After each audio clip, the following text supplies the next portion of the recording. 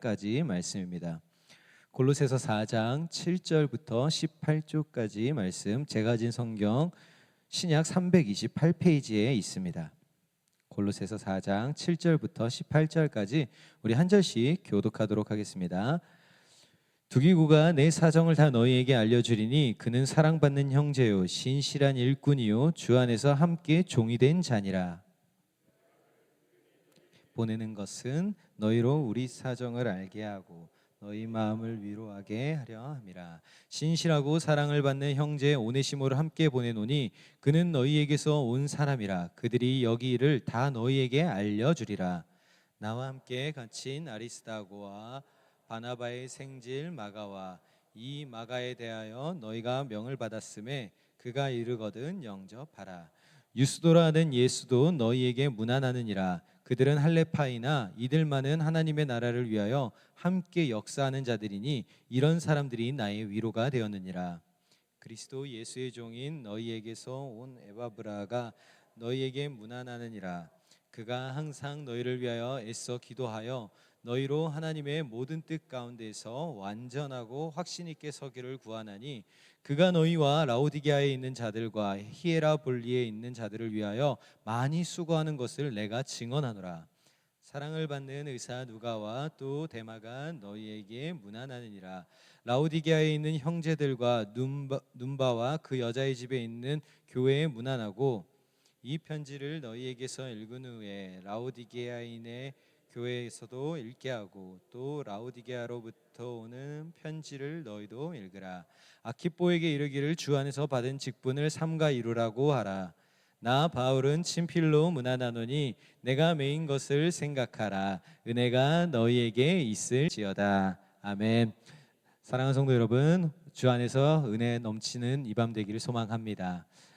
우리가 바울 서신을 읽다 보면은 이렇게 바울 서신의 마지막 장에 보면은 바울이 자신의 동역자들의 이름을 기록하는 내용을 종종 서신서 안에서 볼 때가 있습니다.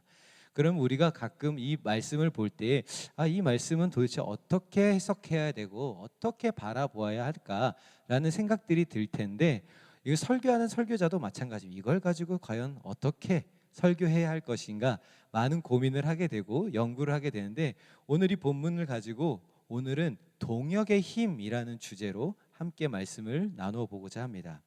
우리가 신앙생활할 때 종종 혼자의 중요성을 강조합니다. 조용히 홀로 기도하는 골방의 시간, 또는 말씀 앞에 홀로 서는 신앙의 시간, 하나님과 1대1로 만나는 이런 모든 시간들은 분명히 우리 신앙생활 안에서 중요하고 반드시 필요한 시간들임은 분명합니다. 하지만 신앙의 본질로 들어갔었을 때에는 신앙의 본질은 홀로 가는 것이 아니라 함께 가는 것임을 우리는 기억해야 됩니다. 하나님께서는 언제나 공동체를 통해서 그리고 사람들을 통해서 동역을 통해서 하나님의 일을 이루시어 가시고 성취해 가셨음을 성경 곳곳에서 보여주셨습니다. 그래서 우리가 성경에서 그 모세 옆에는 누구와 누가 있었는지 기억하시나요?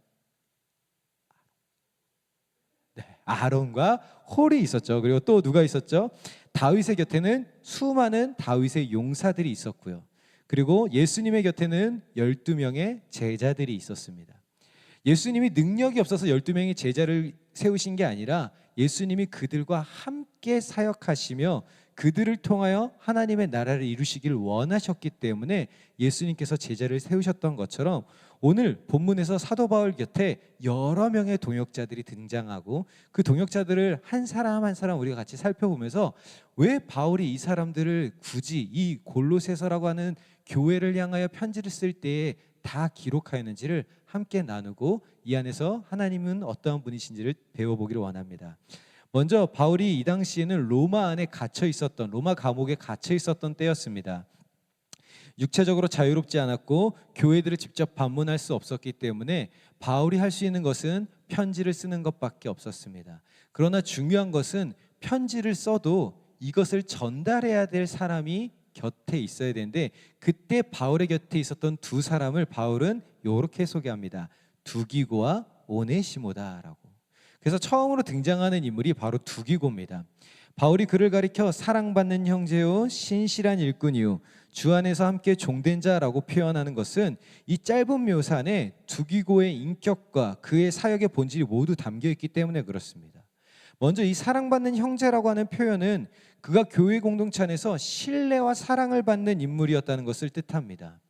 사역에는 실력보다 인격과 신뢰가 매우 중요할 때가 많습니다. 저도 전도사 사역부터 시작해서 이 강도사 사역, 목회자 사역을 하면서 경험해 보니까 이게 실력도 중요한 거는 분명하지만 실력 이전에 그 사람의 인격과 그 사람의 성품이 사역자에게서는 무엇보다도 중요하다는 것을 체험하게 되고 깨닫게 되었던 것이 제 개인적 경험인 것처럼 지금 두기고는 모든 교회에게 사랑받는 자라는 것은 그가 얼마나 좋은 신뢰를 얻는 사람이었는지, 그가 얼마나 좋은 성품을 가지고 있었는지를 대변해 줍니다.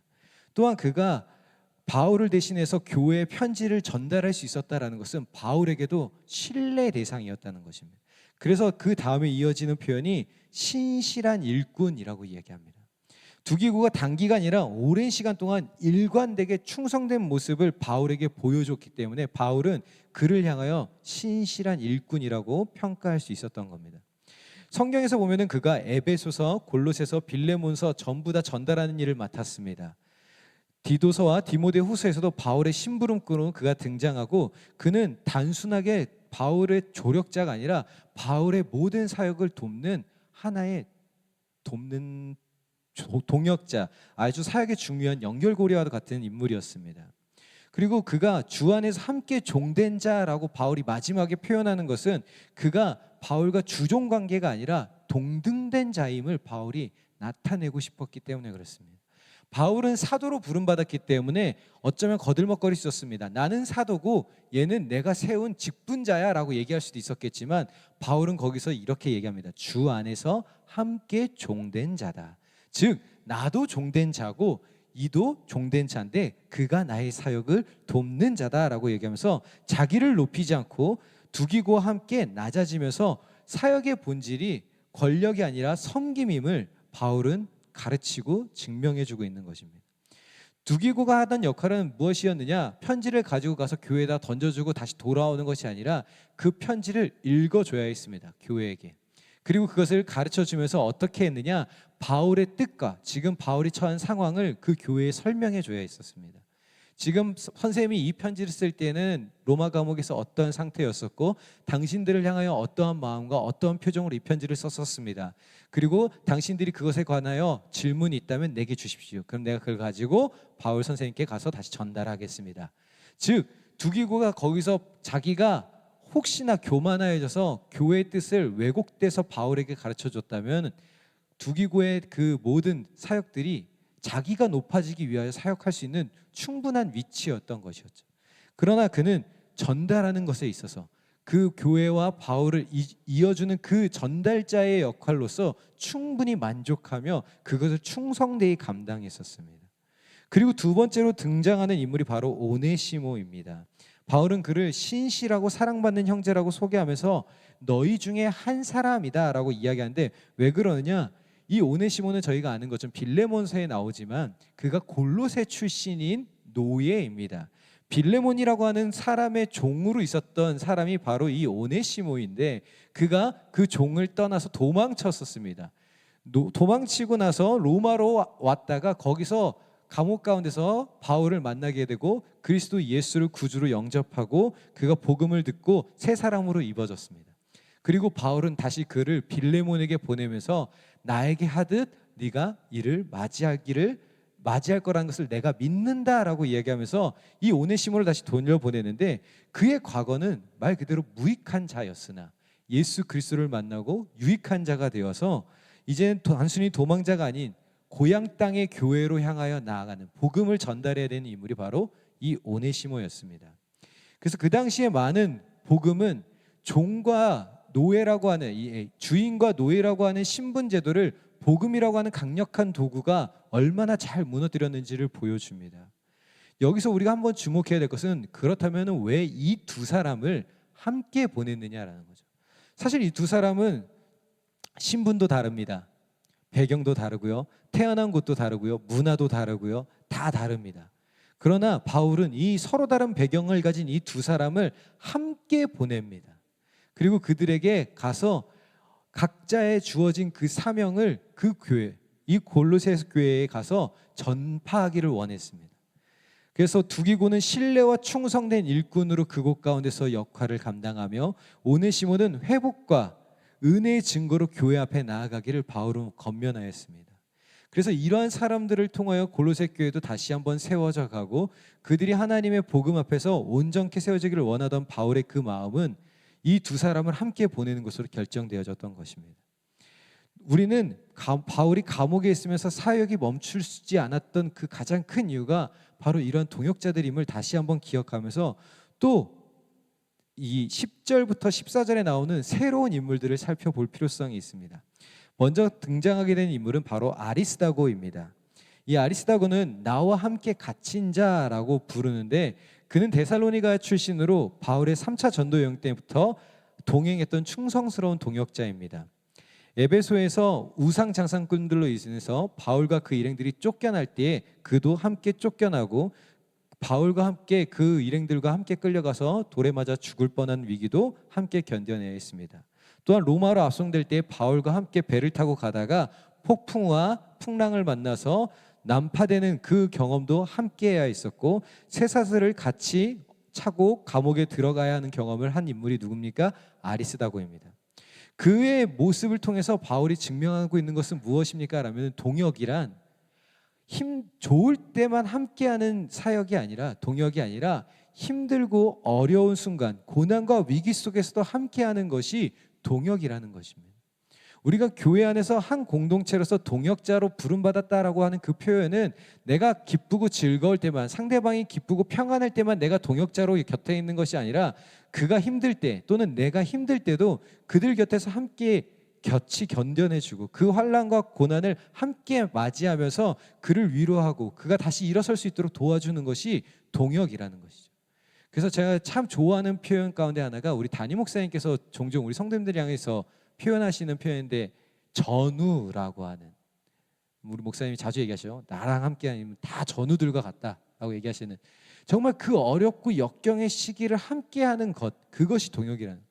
누가 그런 환난과 역경이 찾아왔을 때에 그것을 감당하려고 하겠습니까? 그냥 나 교회도 많은데 나 다른 교회 가겠어 하고 가는 것이 세상적으로 바라볼 때는 합리적인 것이고 이성적인 판단이라고 얘기하겠지만 하나님이 그들과 함께 하시는 것은 그들이 어려울 때도 함께 하기를 원하시는 마음이 바로 동역이라는 것이죠. 아리스다고는 그거를 가장 대표적으로 보여줬던 인물이었습니다. 그리고 나오는 또 다른 인물이 바로 마가입니다. 바나바의 생질이며 우리가 잘 아는 요한 마가라고 하는 인물입니다.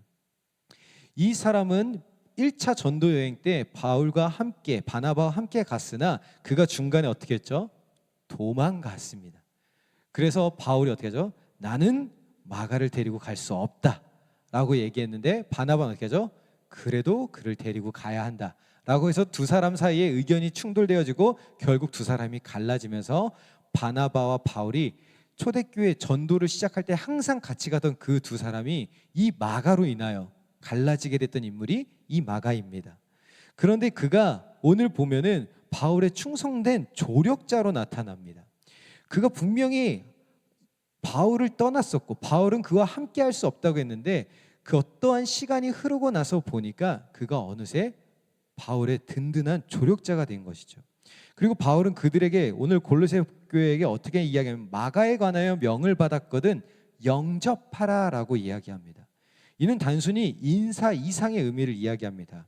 과거에 그가 실패하였고 마가가 예전에는 잘못된 모습을 보였고 부족한 모습을 보였고 그가 선교사의 모습을 갖추지 못하였고 복음 전도자의 모습을 갖추지 못하였던 경험은 있으나 그러나 그의 말을 듣고 그가 회복되어졌으니 그를 동역의 자리로 돌아왔으니 그를 맞이해줘라 라고 얘기하는 것이죠. 그래서 디모데후서 4장 11절에 바울은 마가를 이렇게 칭찬합니다. 그가 내 일에 유익하니라. 마가를 실패된 낙인된 인물로 바울이 끝까지 바라보았다면은 마가는 바울과 함께 할 수 없었을 겁니다. 근데 그가 바나바와 함께 마가가 돌아다니면서 바나바의 순교 그 현장 가운데도 마가가 같이 있었다라고 이야기합니다. 그리고 바나바가 죽고 순교되고 난 다음에 그가 다시 교회 가운데 돌아와서 바울을 찾아가고 바울과 함께 그 복음 사역을 같이 시작하면서 이 마가가 다시 원래 그 열정, 자신이 처음에 받았던 그 열정을 회복하고 하나님께 나아갔을 것이라고 사람들은 이야기합니다. 그래서 복음 안에서 회복된 이 유익한 동역자 마가를 바울은 다시 한번 설명하면서 골로새 교회에게 그가 유익한 사람임을 이야기합니다. 그리고 세 번째는 예수라는 유스도가 등장합니다. 그는 할레파 유대인으로서 유대인 신자 중에서 바울과 함께 사역했던 드문 인물입니다. 그리고 정보가 사실 성경에서 많이 등장하지 않아요. 그래서 이 사람을 도대체 어떠한 인물이냐라고 했을 때 바울이 소개해 주는 게 딱 이 한마디입니다. 이런 사람들이 나의 위로가 되었느니라. 나의 위로다라고 얘기하는 거죠. 사역을 하다 보면 사역자들 가운데 위로가 되는 성도들이 있고 위로가 되는 동역자들이 있습니다. 내게 낙심이 되어지고 근심이 되어지며 내가 이 사람에게 복이 되어지길 원하고 내가 이 사람들을 권면하나 함께 가야 될 성도들이 있는가 하면 그를 바라보기만 해도 그가 함께하는 것만으로도 위로자가 되는 사람들이 있는데 바로 이 예수라는 유스도는 바울에게 있어서 그와 같은 존재였습니다. 그래서 우리가 감히 상상을 더하여서 이 유스도라는 인물을 생각해 보면은 그는 아마도 이런 사람이었을 것 같습니다. 교회 사역에서 눈에 띄는 일꾼만큼 눈에 띄진 않으나 아주 조용한 곳에서 묵묵히 기도하고 그리고 자신들의 공동체를 따뜻하게 만들기 위하여 좋은 말을 건네주고 많은 사람들과 함께 더불어 공동체를 이루기 위해서 노력했던 인물. 그래서 이 유스도라고 하는 그 인물을 바울이 떠올리자마자 이야기하는 것이 그가 나의 위로다라고 얘기하는 것이죠. 그 다음에 등장하는 인물이 12절에 나오는 에바브라입니다. 그는 골로새 교회 창립자 또는 핵심 지도자였으며 지금은 바울과 함께 있으면서 교회를 위해 늘 기도하는 사람입니다. 바울은 그를 그리스도의 예수 종이라 예수의 종이라고 부르며 너희를 위하여 항상 기도하는 자라고 소개합니다. 에바브라는 골로새뿐만이 아니라 라오디게아, 히에라폴리스 지역을 위해서 중보하며 교회들이 하나님의 모든 뜻 가운데 완전하고 확신 있게 서기를 기도했습니다. 그는 멀리 떨어져 있지만 그가 교회들을 위하여 중보하며 무릎으로 공동체를 붙드는 사람이 바로 이 에바브라였습니다. 모든 사람이 설교를 할 수는 없었고 모든 사람이 복음을 가르칠 수 없었지만 이 에바브라는 자신이 처한 그곳에서 자신이 담당하는 자신이 만났던 그리고 자신이 알고 있는 교회들을 위하여 손을 놓고 하나님께 기도하며 간구할 수 있었던 사람들이죠. 그리고 누가가 나옵니다. 사랑받는 의원이라고 하는 이 누가는 직업적으로는 의사였고 지식인으로서는 복음서와 사도행전을 기록한 인물입니다.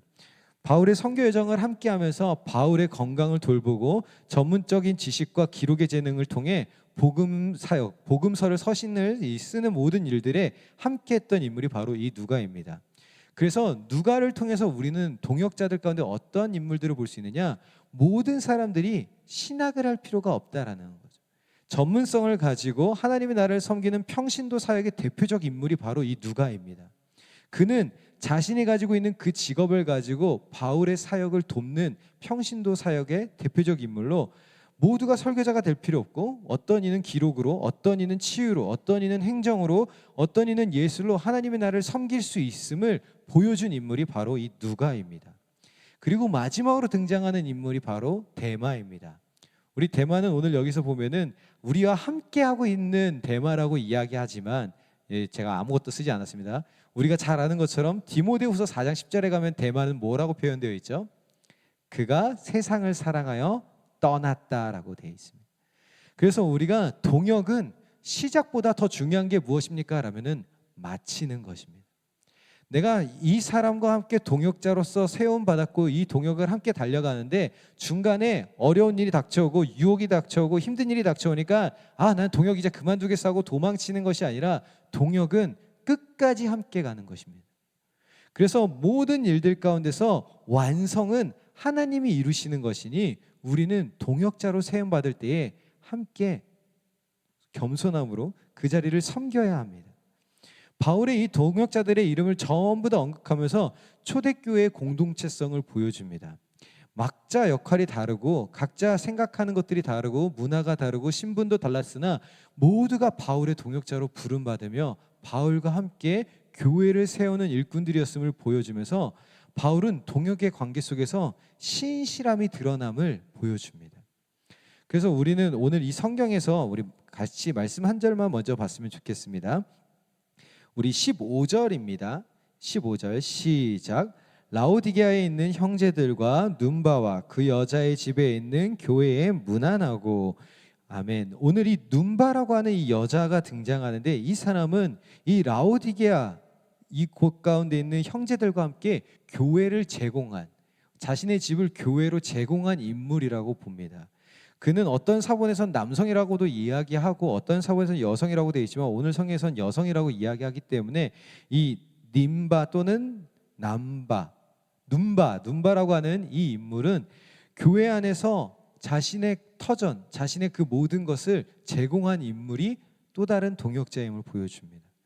그 가정과 일상의 공간을 함께 내어드리는 헌신이 있었기 때문에 이 라오디게아에는 교회가 세워질 수 있었던 거죠.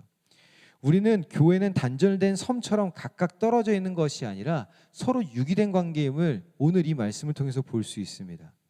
라오디게아와 그 다음에 이 골로새 교회와 아키포에 있는 사람들과 서로 그 편지를 주고받으면서 서로 이 편지의 내용을 너희가 서로 읽어봐라 라고 하는 것은 교회가 서로 연계되어 있음을 보여주고 있습니다.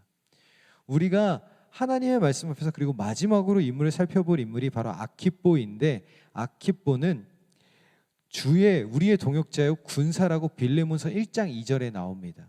그리고 오늘에서는 주 안에서 받은 직분을 삼가 이루라고 나오는 인물인데 그가 단순히 이 주의하라, 주 안에서 받은 직분을 이루라고 하는 이것이 삼가 그 직분을 이루라고 하는 이 모든 것들이 주의하라는 정도가 아니라 계속해서 살피고 점검하여 조심스럽게 감당하라는 의미입니다.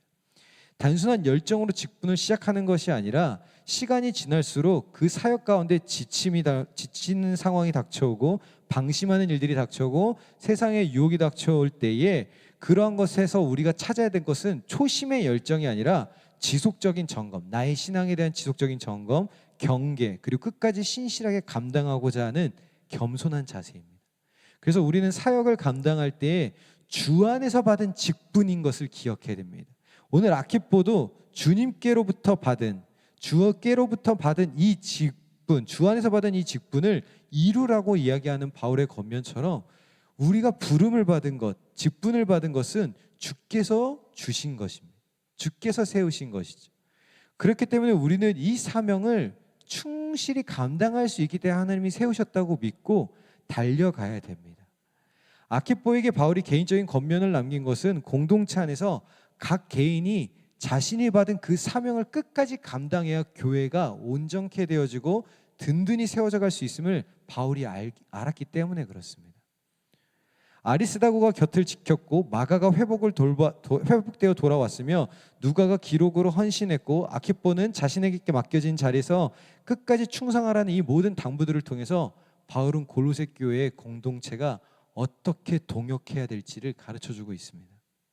그래서 사랑하는 성도 여러분, 오늘 본문의 이 수많은 동역자들의 인물을 통해서 우리가 한번 깨달아야 되는 것은 하나님은 어떠한 분이신가라고 했을 때 하나님은 동역을 이루시는 하나님이시랍니다.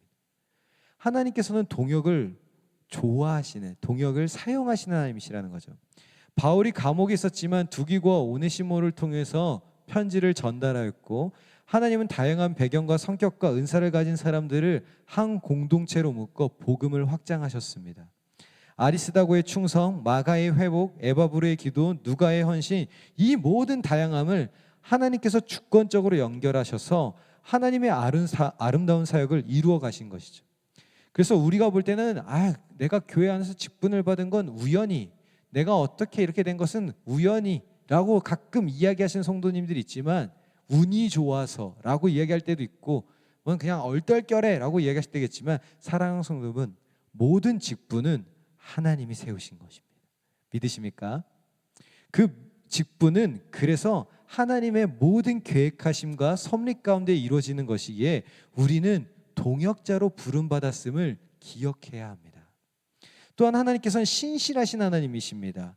아키보에게 주신 권면을 통해서 하나님은 너가 그렇게 감당해야 되는데 너희의 힘으로는 충분히 감당할 수 없어. 왜냐? 대마도 도망갈 거고 다른 사람들이 이런 낙심하여서 마가도 한번 도망간 적 있고 이런 것처럼 우리 안에서 사람의 힘으로는 이 직분을 끝까지 감당하는 게 어려우니까 하나님께서는 그 모든 직분을 감당할 수 있도록, 이 모든 동역의 사역을 감당할 수 있도록 신실하게 우리 곁에서 함께해 주신 하나님이시라는 거죠.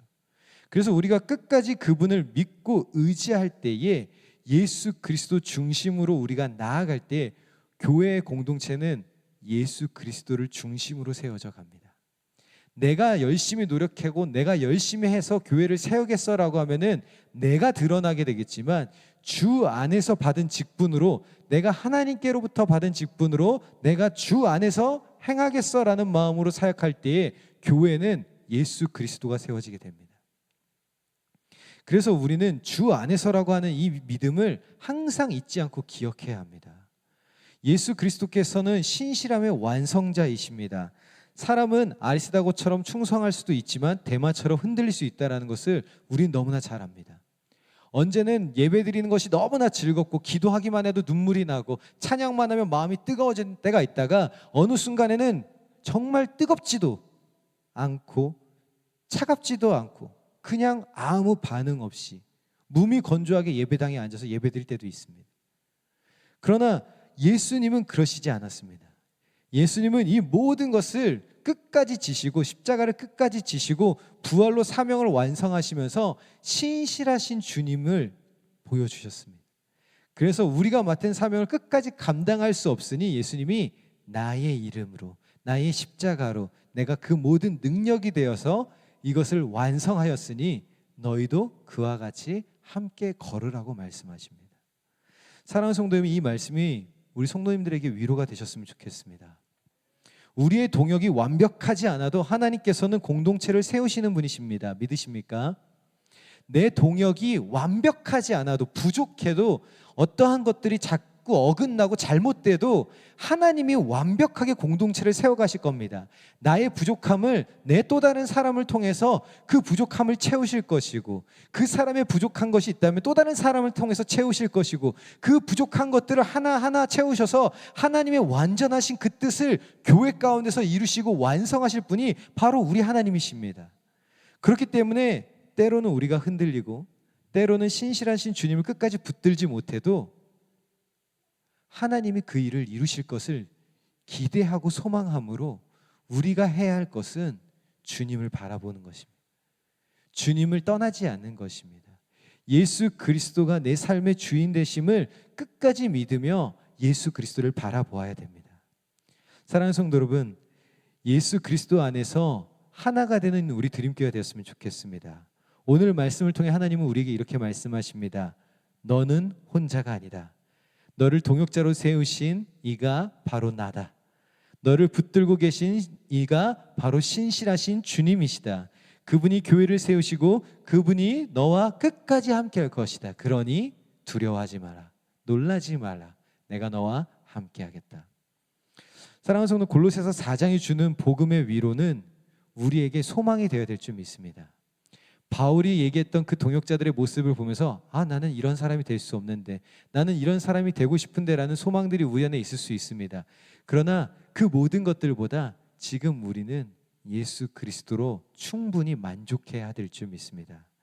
우리가 주님의 신실하심을 바라볼 때 우리의 동역은 더 이상 실패가 아닌 하나님의 이야기로 완성되어져 갈 것입니다.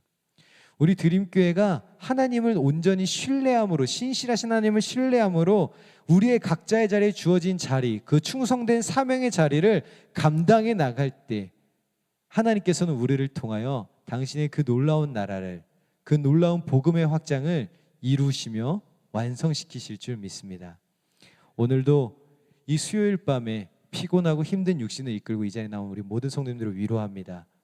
사랑하는 성도 여러분, 예수 그리스도가 우리의 삶의 주인 되심을 믿으며 오늘도 우리의 육신은 날로 쇠약하여지고 갈수록 힘들고 어려워지겠으나 그만큼 하늘의 나라가 가까이 오고 있음을, 저 영원한 천국과 하나님이 주신 약속이 우리에게 가까이 오고 있음을 믿으며 한 걸음 한 걸음 더욱 주님과 동행할 수 있는 저와 우리 드림교회 성도 여러분들이 되셔서 우리를 통하여 이 문막 땅에 그리고 이 원주 땅에 드림교회라고 하는 이 이름이 세상 사람들로부터 질타와 멸시를 받는 교회가 아니라 세상 모든 사람들, 이곳 가운데 우리 교회 이름을 듣는 모든 자들이 그 교회를 존경할 수 있는, 그 교회를 높일 수 있는, 하나님의 사랑이 살아 숨쉬는, 하나님의 말씀이 살아 숨쉬는 교회라고 증언할 수 있는 그런 우리 교회가 되기를 주님의 이름으로 축복합니다. 오늘 이 시간 우리 같이 함께 먼저 기도하기를 원합니다. 말씀을 생각하시면서 하나님, 나를 동역자로 부르셨습니다. 주님, 내가 이 길을 끝까지 감당하길 원합니다. 하나님께서 내게 주신 이 사명 감당할 수 있도록 내게 능력 주시고 우리 교회를 하나님의 거룩한 교회가 될 수 있도록 인도해 달라고 우리 다 같이 통성으로 주여 한번 부르신 후에 기도하도록 하겠습니다. 주여, 하나님